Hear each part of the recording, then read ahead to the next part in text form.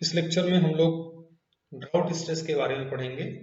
Drought stress कहते हैं जब प्लांट को पानी की कमी महसूस होती है। जब भी प्लांट पानी की कमी को महसूस करता है तो उसके अंदर सेलुलर और बायोकेमिकल लेवल से स्टार्ट होकर मॉर्फोलॉजिकल लेवल तक कुछ ना कुछ चेंजेस होते हैं। और ये जो पानी की कमी की वजह से या वाटर डेफिसिट की वजह से प्लांट के ऊपर स्ट्रेस पड़ता है, इसी को हम ड्राउट स्ट्रेस कहते हैं। वाटर स्ट्रेस का पार्ट है, इसी को हम लोग इस लेक्चर में डिटेल में डिस्कस करेंगे। तो यूजुअली प्लांट की कई कैटेगरी होती है depending upon the availability of water. और यहाँ पे हम जब मैकेनिज्म की बात करने वाले हैं, किस तरह से प्लांट अपने आप को ड्राउट स्ट्रेस से कोप अप करते हैं और क्या क्या इफेक्ट बैड इम्पैक्ट ये डालता है प्लांट के ऊपर, तो हम एटलीस्ट 3 कैटेगरी आसानी से समझ सकते हैं। एक तो वो है जो अपने टिश्यूज या सेल के अंदर वाटर के कंटेंट को होल्ड करके रखते हैं, उसको मेंटेन करके रखते हैं, मेंटेन टिश्यू हाइड्रेशन। और इन प्लांट्स को हम रखते हैं डेसिकेशन पोस्टपोनर की कैटेगरी में। जो दूसरी कैटेगरी है वो है डेसिकेशन टॉलरेंट की। डेसिकेशन टॉलरेंट में वो प्लांट आते हैं जो डिहाइड्रेटेड होने के बावजूद भी उनके अंदर की जो फिजियोलॉजी एंड मेटाबॉलिज्म है वो काफी हद तक चलती रहती है, एक लेवल तक डिहाइड्रेशन को वो टॉलरेट कर सकते हैं। और रियल सेंस में जो टॉलरेंट हैं वो यही प्लांट होते हैं। फिर जो थर्ड कैटेगरी है वो है ड्राउट स्केपर की। स्केपर जैसा नाम से ही समझ में आ रहा है कि ये स्केप कर जाते हैं और इन्हें अवॉइडर भी कहते हैं, क्योंकि ड्राउट को ये फेस ही नहीं करते। जो अपनी नॉर्मल फिजियोलॉजी एंड मेटाबॉलिज्म है उसको पानी रहते हुए, जब तक पानी की पूरी अवेलेबिलिटी होती है, उसको कंप्लीट कर लेते हैं, complete life cycle during wet season. और वेट सीजन जब तक रहता है तब तक अपनी पूरी फिजियोलॉजी को ये फुल कैपेसिटी से परफॉर्म करते हैं। और जैसे ही ऑनसेट होना होता है ड्राउट का या वाटर स्ट्रेस का, वाटर की स्कैर्सिटी वाला सीजन आने वाला होता है, उससे पहले ये अपने आप सारी पत्तियां गिरा देते हैं या फिर अपने आप को रिड्यूस कर देते हैं, फ्रूट का फॉर्मेशन कर देंगे, सीड का फॉर्मेशन कर देंगे। और जैसे ही फिर कंडीशन फेवरेबल होगी, मॉइस्चर कंटेंट बढ़ेगा, ये जो सीड्स हैं ये जर्मिनेट करेंगी और इस तरह से प्लांट अपने आप को, ये जो पर्टिकुलर हार्शर कंडीशन है जब वाटर की अवेलेबिलिटी नहीं थी, उससे अपने आप को इन्होंने अवॉइड करके रखा, बचा करके रखा। इसीलिए इनको हम ड्राउट स्केपर या ड्राउट अवॉइडर की कैटेगरी में रखते हैं। वाटर डेफिसिट की डेफिनेशन है, वाटर डेफिसिट पानी की कमी क्या है? Water deficit is the situation where water content inside the cell or tissue is below the highest water content at which the tissue cell is most dehydrated। Simply अगर इसको समझें, किसी सेल या टिश्यू की जो सबसे फुल्ली डिहाइड्रेटेड कंडीशन होती है, उससे थोड़ा भी अगर पानी की कमी हो तो उस सिचुएशन को सिंपली हम वाटर डेफिसिट कहते हैं। ये ब्लैक कलर से, ब्लैक आउटलाइन से सेल वॉल है बाहर की तरफ प्लांट के केस में, और उसके अंदर सेल मेम्ब्रेन है जिसके अंदर सेल का पूरा कंटेंट है। सेल के अंदर जितना भी कंटेंट है उसमें ज्यादातर पानी है, और ये पानी क्या करता है, सेल मेम्ब्रेन को फुला के रखता है। और ये फूली हुई सेल मेम्ब्रेन, जिसको हम टर्जिट कहते हैं, ये फूली हुई सेल मेम्ब्रेन सेल वॉल के ऊपर एक प्रेशर अप्लाई करती है। और इस सेल वॉल को रेसिस्ट करने के लिए सेल वॉल भी इसके ऊपर एक प्रेशर अप्लाई करता है, जिसको हम टर्गर प्रेशर कहते हैं। It is called as turgor pressure. जब सेल फुल्ली हाइड्रेटेड कंडीशन में होती है, इसके अंदर पानी मैक्सिमम जितना आ सकता है उस कंडीशन में होता है, तो ये पूरी तरह से प्रेशर अप्लाई करेगा और उसके अगेंस्ट में equal pressure cell wall apply करेगा। और जो टर्जिडिटी होगी वो मैक्सिमम होगी, सेल को इस सिचुएशन में हम टर्जिड कहेंगे और टर्गर विल बी हाई। क्या होगा, यही जब सेल के अंदर डिहाइड्रेशन की या वाटर डिफिशिट क्रिएट होना शुरू हो जाए, जैसे पानी की कमी होने लगेगी, वैसे सेल मेम्ब्रेन सेल वॉल के ऊपर जो प्रेशर बना रही है वो धीरे धीरे रिलीज होना शुरू हो जाएगा। और अगर ये वाटर डेफिसिट बढ़ता चला जाए, यू विल सी कि सेल का सारा कंटेंट वो श्रिंक हो जाएगा, leaving the cell wall relaxed. अब इसके ऊपर सेल मेम्ब्रेन की वजह से या सेल के कंटेंट की वजह से या उसके अंदर जो पानी है उसकी वजह से सेल मेम्ब्रेन के ऊपर कोई प्रेशर नहीं अप्लाई होगा, तो प्रेशर यहाँ पे रिलीज हो जाएगा and you will see cell is now relax, और जो टर्जिडिटी है वो भी डिक्रीज हो जाएगी। और इसी कंडीशन को हम वाटर डेफिसिट कहते हैं। और इस कंडीशन में आपने देखा किस तरह से सेल श्रिंक हो जाती है। अब इसका इम्पैक्ट क्या पड़ेगा, इसको हम लोग देख लेते हैं। ये जो सेल की टर्जिडिटी है, this is responsible for the expansion of the cell, तभी सेल की ग्रोथ होती है। और जैसे ही सेल फ्लैसिड कंडीशन में आएगी, सेल रिलैक्स्ड होगी, उसके अंदर वाटर कंटेंट कम हो जाएगा, या यूं कहें कि वाटर डेफिसिट क्रिएट होगा। सबसे पहले सेल का एक्सपेंशन लिमिटेड हो जाएगा, और जब सेल का एक्सपेंशन लिमिटेड होगा तो लीफ जितनी है वो रोल होना शुरू हो जाएंगी, वो विल्टिंग के सिम्टम उनमें नजर आने लगेंगे। उसके बाद जो सेकेंड मोस्ट इंपॉर्टेंट इंपैक्ट है वाटर डेफिसिट का, वो है फोटोसिंथेटिक एरिया इज डिक्रीज। जाहिर है जब सेल रिलैक्स्ड हो जाएगी, लीफ का एक्सपेंशन लिमिटेड हो जाएगा, जो यंग लीफ है वो बड़ी नहीं होंगी, और जो बड़ी लीफ है वो टेढ़ी हो जाएंगी या विल्टिंग वाली कंडीशन में आ जाएंगी, तो फोटोसिंथेटिक एरिया घट जाएगा, और फोटोसिंथेटिक एरिया घटेगा तो फोटोसिंथेटिक प्रोडक्ट कम बनेगा। अल्टीमेटली ओवरऑल प्लांट की growth, you will C growth is decreased. अब ये किस तरह से अफेक्ट करती है, इसको एक एक्सप्लेनेशन में जो तेज एंड जिगर की बुक है उसमें दिया हुआ है, इसको थोड़ा सा हम लोग समझ लेते हैं। तो साई पी है, psi p is the turgor pressure cell wall के ऊपर, G R is the growth rate, Y is the yield threshold. Yield threshold वो प्रेशर है, सेल वॉल के ऊपर पड़ने वाला वो प्रेशर है, जिससे अगर प्रेशर कम हो जाए तो सेल वॉल की जो प्लास्टिसिटी है उसमें डिफॉर्मिटी आ जाएगी, और ऐसी डिफॉर्मिटी आ जाएगी विच इज नॉन रिवर्सिबल। कहने का सेंस ये है कि यहाँ पे सेल मेम्ब्रेन की वजह से, वाटर कंटेंट की वजह से जो प्रेशर पड़ रहा है उसकी वजह से इसमें एक शेप मेंटेन है सेल वॉल में। जैसे ही ये प्रेशर कम होगा, ये टेढ़ी मेढ़ी या सिकुड़ना शुरू हो जाएगी, और एक वक्त आएगा, एक वाटर का लेवल आएगा, एक प्रेशर आएगा, जब इसके ऊपर पड़ने वाला प्रेशर एकदम खत्म हो जाएगा और पूरी की पूरी सेल वॉल है वो ऐसी कंडीशन में आ जाएगी कि वापस अगर पानी मिले भी तो ये फिर से अपनी नॉर्मल शेप में ना आ सके। तो प्रेशर में इसको नापते हैं मेगा पास्कल में, and M is the extensibility, और ये wall extensibility plant to plant vary करती है। ग्रोथ रेट, जैसे जैसे प्रेशर पोटेंशियल या वॉल के ऊपर पड़ने वाला टर्गर कम होगा, जैसे जैसे ये कम होगा, अल्टीमेटली यू विल सी कि ग्रोथ रेट कम होता चला जाएगा।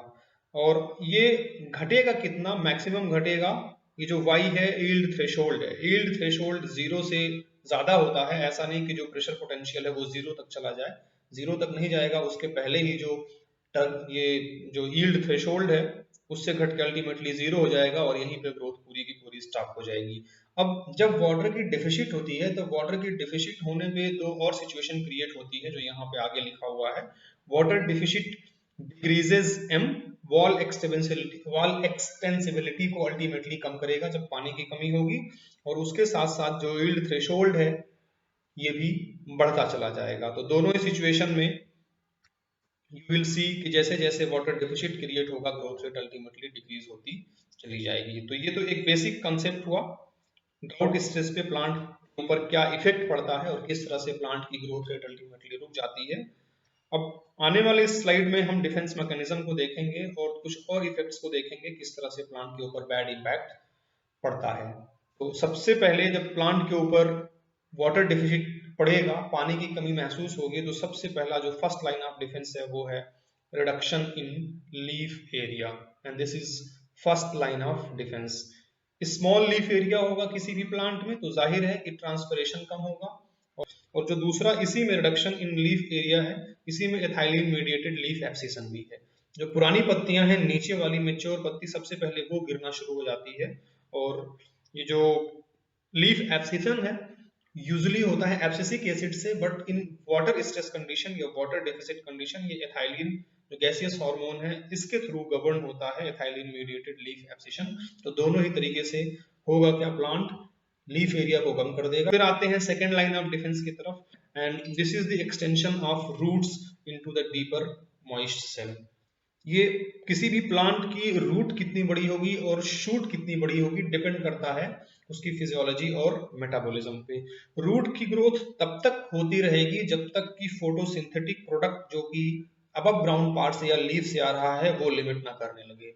जब ज्यादा यूटिलाइजेशन होने लगेगा, जितनी प्रोडक्टिविटी नहीं है लीफ की, वहीं पे रूट की ग्रोथ सीज कर जाएगी। और इसी तरह से हम शूट की ग्रोथ अगर हम बात करें, शूट का मतलब उसमें स्टेम ब्रांच लीफ सारी आती हैं, उनकी ग्रोथ किसी भी प्लांट में तब तक होती है जब तक कि रूट सिस्टम उनको वाटर और न्यूट्रिएंट प्रोवाइड करना लिमिट ना कर दे। तो दोनों म्यूचुअल है एक तरह से।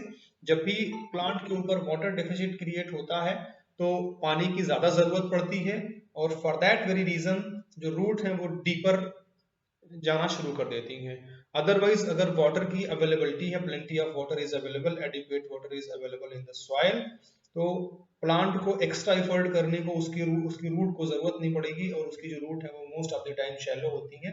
लेकिन जैसे जैसे वाटर डिप्लीट होना शुरू होता है रूट गहरी होती चली जाती है, ताकि जहाँ पे जो सॉइल है, सॉइल में मॉइस्चर है, उसको ये एब्जॉर्ब कर सके। And this is the second line of defence. Third line of defence is the instrumental closure, और ये अपने आप में एक कंप्लीट मैकेनिज्म है, and this is mediated by abscisic acid.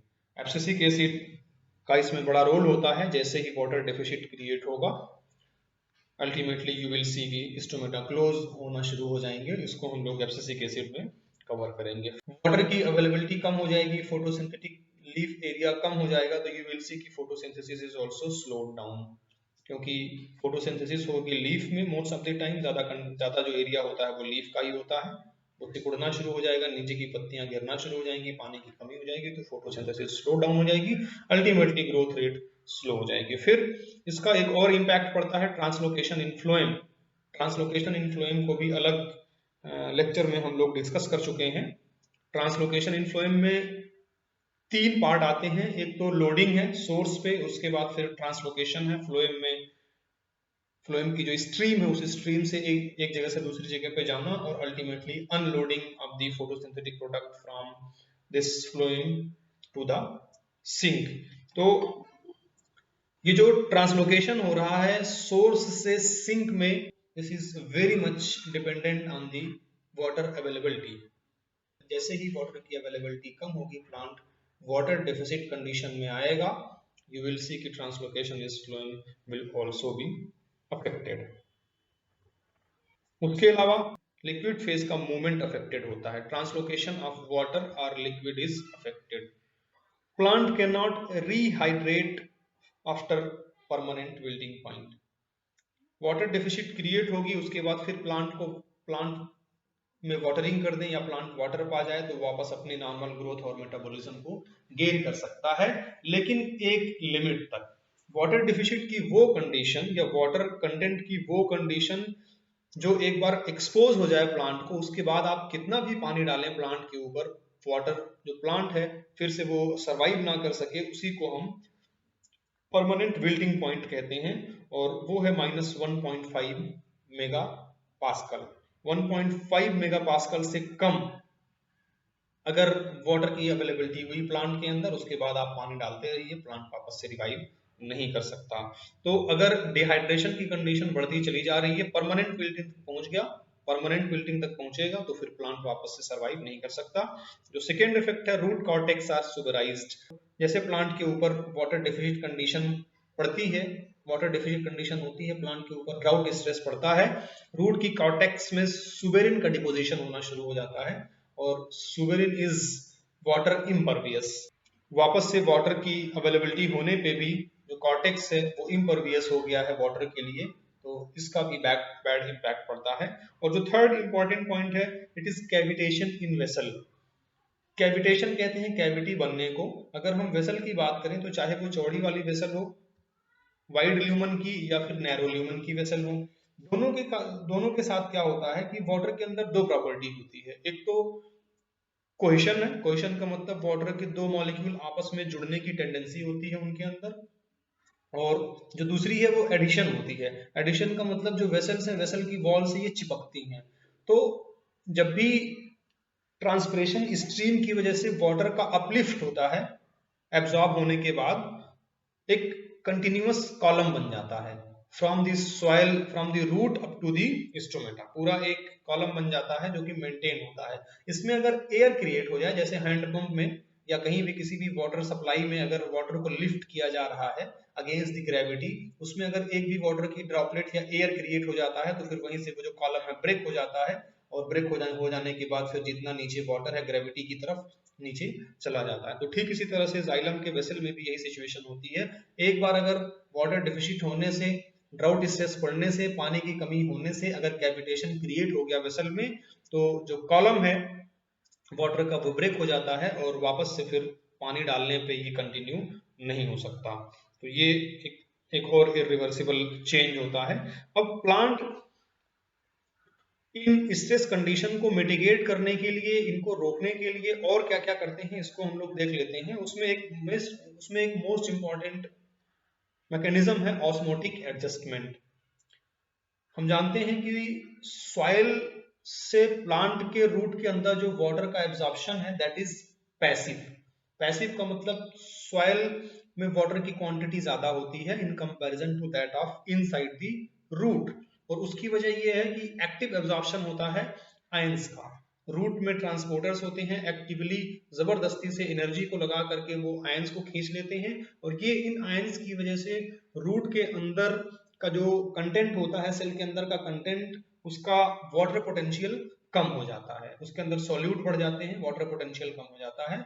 और फिर उसको अगर हम कंपेयर करें उस सिचुएशन में जो सॉइल के अंदर वाटर पोटेंशियल है, तो सॉइल का वाटर पोटेंशियल ज्यादा होता है, तो अल्टीमेटली हायर वाटर पोटेंशियल से या हायर वाटर कंटेंट से लोअर वाटर कंटेंट की तरफ आसानी से पानी चला आता है। अगर सॉइल में वाटर डेफिसिट क्रिएट हो रहा है, डिहाइड्रेशन की सिचुएशन क्रिएट हो रही है, ड्राउट हो रहा है, तो यू विल सी कि जो बाहर का वाटर पोटेंशियल है, वाटर की अवेलेबिलिटी है वो कम हो जाएगी और अंदर की वाटर का कंटेंट ज्यादा हो जाएगा। तो इस सिचुएशन में पानी अंदर से बाहर की तरफ जाना शुरू हो जाएगा। प्लांट्स इसको रोकने के लिए क्या करते हैं, देयर आर सर्टेन थिंग्स। इसमें प्रोलीन अमीनो एसिड है, फ्री अमीनो एसिड, सार्बिटाल, मैनिटाल और पेनिटाल ये सुगर एल्कोहल है, और glycine, beaten, this is quaternary amino acid. इनकी सिंथेसिस को प्लांट बढ़ा देता है, रूट में भी रिपोर्टेड है, बस मोस्ट ऑफ द टाइम जो अबव ग्राउंड पार्ट है अबव ग्राउंड पार्ट है या लीफ है उन्हीं में इनकी स्टडी की गई है। इन कंपोनेंट की सिंथेसिस ज्यादा होने की वजह से, जैसे ही ये जो एसिड्स हैं, ऑर्गेनिक एसिड और फ्री अमीनो एसिड्स हैं, इनकी सिंथेसिस बढ़ती है तो प्लांट के अंदर का कंटेंट विस्कस हो जाता है, वाटर पोटेंशियलिटी घट जाती है थिक हो जाने की वजह से, और फिर उस सिचुएशन में जो बाहर का या प्लांट के बाहर का वाटर कंटेंट है वो भले ही पानी की अवेलेबिलिटी कम है, लेकिन अंदर पानी की अवेलेबिलिटी और कम हो गई, क्योंकि इन सारे ऑर्गेनिक एसिड्स का या मॉलिक्यूल्स का की सिंथेसिस बढ़ जाती है, तो अल्टीमेटली प्लांट कुछ हद तक बाहर से पानी अंदर की तरफ एब्जॉर्ब कर लेता है। और उसके अलावा प्लांट वाटर डिफिशिएंट कंडीशन में या ड्राउट कंडीशन में वाटर के ट्रांसपिरेशन को या इवेपोरेशन को रोकने के लिए थिक क्यूटिकल का डिपोजिशन लीफ सरफेस के ऊपर कर देते हैं, जिससे जो वाटर का लॉस है वो कम हो सके। उसके अलावा एक और बहुत स्पेसिफिक मैकेनिज्म है जो कि क्रेसुलेशियन एसिड मेटाबॉलिज्म के नाम से जानी जाती है।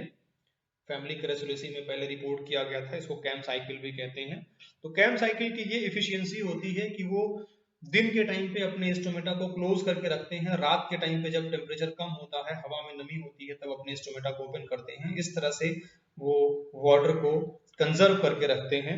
और उसमें ये देखा गया है कि 1 ग्राम ड्राई मैटर सिंथेसिस करने के लिए फोटोसिंथेसिस से via photosynthesis 125 gram of water की जरूरत पड़ती है, जबकि यही C3 में लगभग 3 या 4 गुना ज्यादा होता है और C4 में और ज्यादा हो जाता है। इसमें कैम 2 टाइप के होते हैं, एक तो ऑब्लिगेट कैम होते हैं, ऐसे कैम प्लांट जिनमें हमेशा कैम साइकिल ही चलती है, but there are some plants जब इनके ऊपर वाटर का स्ट्रेस पड़ता है तब ये स्विच कर जाते हैं C3 से कैम की तरफ, और इनको हम फैकल्टेटिव कैम प्लांट्स कहते हैं।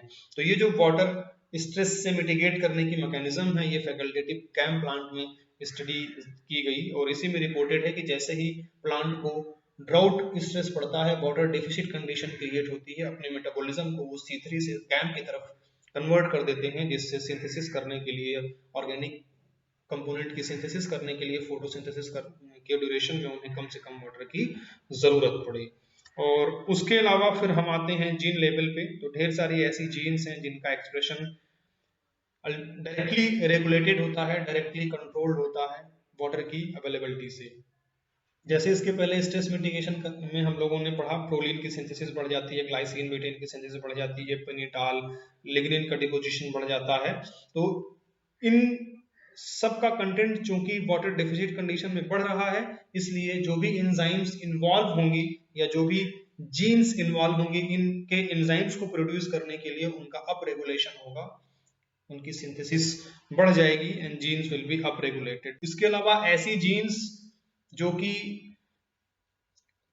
उस पाथवे को गवर्न करती हैं जिस पाथवे के स्लो हो जाने से वाटर डेफिशिट कंडीशन से कोप अप प्लांट कर सकता है, जैसे एंजाइम इन्वॉल्व इन सुक्रोज।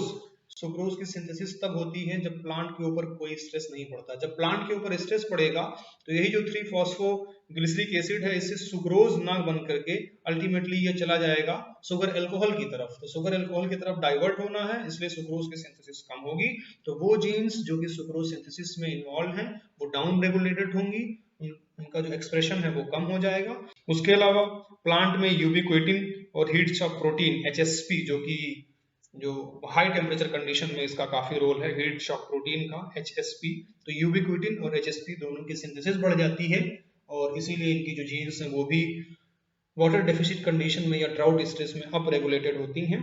और उसके अलावा एक पूरा ग्रुप है लेट एम्ब्रियोजेनेसिस अबेंडेंट LEA। ये जो जीन्स होती हैं ये डायरेक्टली कंट्रोल्ड होती हैं under the availability of water. उसके बाद फिर जो प्रोटीन्स बनती हैं, तो प्रोटीन के दो मैकेनिज्म हैं, एक तो एब्सिसिक एसिड डिपेंडेंट है और दूसरा एब्सिसिक एसिड इंडिपेंडेंट है। इन पाथवे से प्लांट अपने आप को स्ट्रेस से बचा करके रखता है और पानी की कमी से काफी हद तक अपने आप को सेव करके रखता है। तो I think this is more than enough about the drought stress. Thank you.